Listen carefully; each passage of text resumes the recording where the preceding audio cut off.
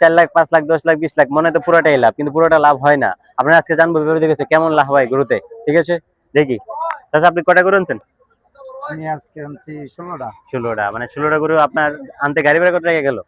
আমার গাড়ি ভাড়া গেছে আপনার 40,000 টাকা। 40,000 টাকা। আবার যদি আজকে বিক্রি না হয় তাহলে নিতে আবার গাড়ি ভাড়া এরকমই লাগবে। 40,000 টাকা লাগবে। এমনি হ্যাঁ, কয়টা গরু আনছেন? 16টা। 16 গরু দৈনিক খাবার লাগে কয় টাকা? দৈনিক খাবার লাগে আপনার মোটামুটি পার ডে আপনার 5,000 টাকার খাবার লাগে। 5,000 টাকা। আপনার 3-4 দিন আজকে আসছেন, 3-4 দিনে প্রায় 20,000 টাকা খরচ। 20,000 টাকা খরচ। গাড়ি ভাড়া হ্যাঁ, গেল 16,000, 16,000। আবার যাওয়ার সময় 16,000, 16,000। মোট 52,000। জি।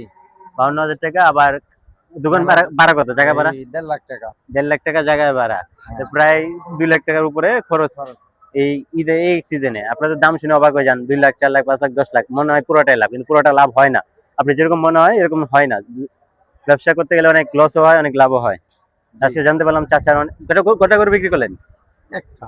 একটা বিক্রি করছেন। একটা গরু বিক্রি করে চাচার লাভও হবে না, আবার খরচটাও উঠবে না। একটা বিক্রি করে কয় টাকার লাভ হয়? অনেক লস। অনেক টাকা লস।